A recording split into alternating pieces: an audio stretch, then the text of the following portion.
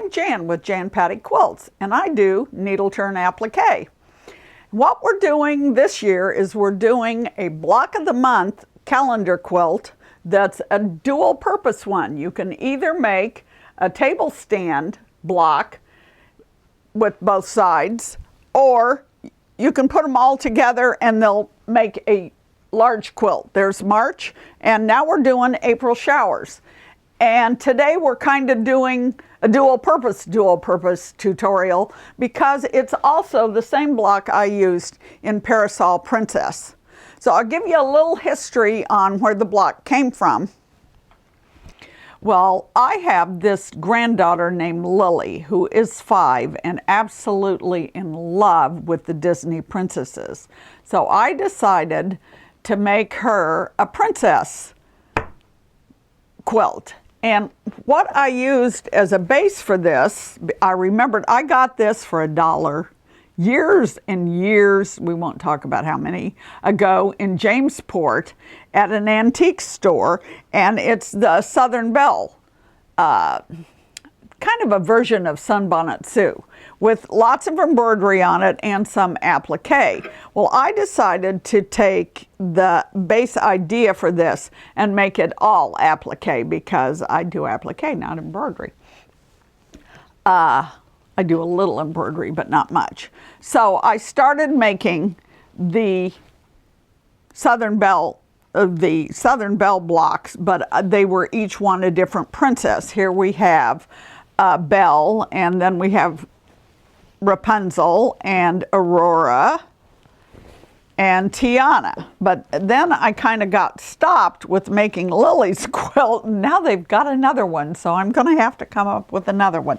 But when I was over at a nearby quilt shop finding fabrics for this that pale, and also showing what I was doing to the women, everybody fell in love with it and said, oh, I want that pattern, I want that pattern. So I developed it into Parasol Princesses back there, and I used the darker background and the lighter princesses because, number one, this is my fabric, and number two, it shows up better on a pattern. The real pale backgrounds don't show up as well on patterns when you print them.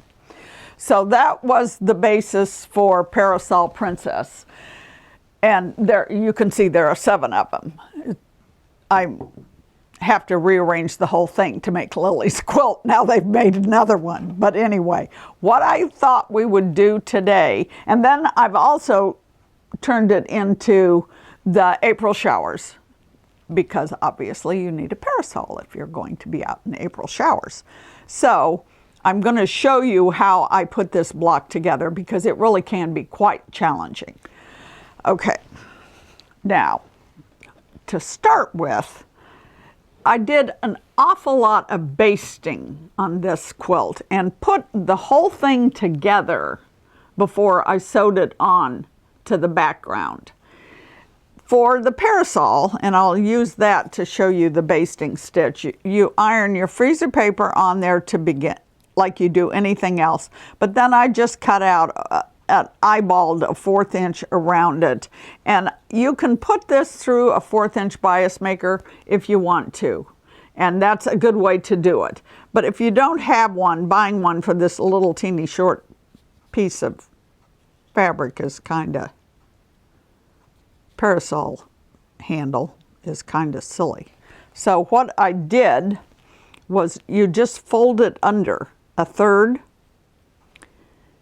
and baste it down. Now try to, and I've said this before, come on needle, let me pick you up, you silly thing. I've already got a knot in my thread. Start on the outside if you're basting, so your knot's on the outside where you can grab it. If you forget and you've got everything appliqued down, you can just cut it off real close to the fabric. But if you can remember, it's easier this way. And then you just do, come on, thimble, a large running basting stitch, folding it under as you go. And you really kind of, this is a batik, and it's kind of stiff.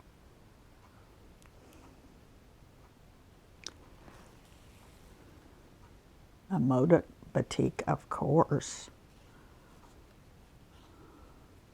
And you just do a running stitch all the way down, and I'm not going to sit here and do this for you. You get the idea. And when you get through, you have this. Now I'll put that back later. But you have a piece that looks like this, and you can see the knots on the outside. So when I go, after I sew this down, I can just pull that out. What I have done is I have basted down most of the individual pieces. Not all the way, but just enough so that I could sew them together. This just needs it right here on these edges, and it needs it because then you line it up. This has been basted along the edge down here. You can still see this. This hasn't been basted under. I'm going to sew to it. So you line up this piece that has been basted with this, and then you sew from here up to here. Okay? Now all the rest of these little pieces, and sometimes your basting thread's still sticking out, you have to baste under wherever they're going to be sewed to another piece. The reason we do this and sew the whole little Parasol Princess together is so that when this block or this quilt gets either put, I'm really having fun with the table stand versions of these because I'm getting to hand quilt them myself. And do you know how long it's since I got to hand quilt something? It's been years. Some of my smaller quilts I will do, but I usually do them with linen thread because they're more primitive. But this isn't primitive. This is kind of nice, pretty, fine quilting. And it calls for regular quilting thread and regular quilting stitches. So I'm doing it in a hoop. When you put it in the hoop, or when you put the big one in the quilting frame, if you've just sewed these down and you haven't gotten everything beautifully lined up, when it pulls so it can be quilted, you're going to get background showing through if the things aren't exactly precise. And in applique, that's really hard to do. Or it's hard for me to do. I find this a lot easier. So what you do here is get these all basted down so that you can now start sewing the whole princess together. And you can see you had to baste down the top of the dress and the bottom of the dress, and then you sew this onto here. Then you baste down the top of the arms and that little side, and you baste down this whole thing. You've already done that, so you can sew this piece onto all of them. And when you get done, the whole thing will be put together like this. And you baste under the little feet at the edges, and then baste them onto the bottom here so they don't move while you're sewing.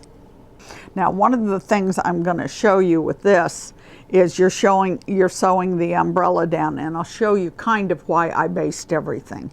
I basted this together to know where it was. Now, if you're just going to try to needle turn applique this, what you have to do is sew that under. But how are you going to keep it straight? You can't just finger press it down and hope that stays under and then stays in the same place. So what I do is clip the curves gently up to the edges, the edge of the line, just up to the line, and then baste it under along the line. And I do all of this sitting in my chair at night. I mean, I cut out all the pieces usually during the day, And then at night, I just sit and, you know, I thought with Parasol Princess, usually I don't particularly like doing the same block over and over again, but it was kind of fun to get each one of those little princesses put together and sewed down to the back. So, and I didn't put a knot in there, but I won't pull it all the way out. Okay. And you sometimes have to make a little double stitch to get it to stay at the point. But there it goes.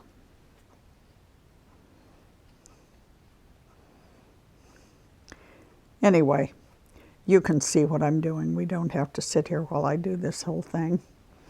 But like I said, I do this at night while I watch TV or while I listen to TV. And my husband does. That's going to fit down over that, just like this did. And then you sew it down. Okay. So now you have you've sewed your princess all together, and you have all your little pieces.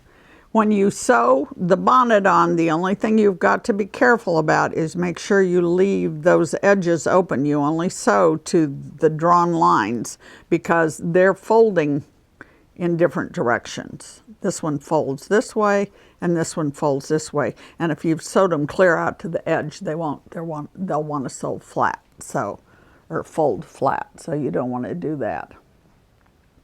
And then you just sew your princess down, sew her bonnet on last. And pretty soon you have a princess. And pretty soon you have 7 princesses. If you're doing that, or you have one very pretty princess if you're doing this. Not that those aren't pretty too. Okay, so to recap, if we're doing the Parasol Princess block, it's a basic element in the way I do it to baste all the pieces down, or as many as you need to, so that you can sew the whole princess together before you sew her to the background block. We hope you've enjoyed this tutorial for Jan Patek from Jan Patek Quilts. And if you did, please subscribe to our channel. Thanks and have a good day. Okay, and one more quick thing I almost forgot. The thing about this table stand quilts is that they have 2 sides. You have your log cabin block on the back, so if you're setting this on a table where both sides are going to show, it will look beautimous.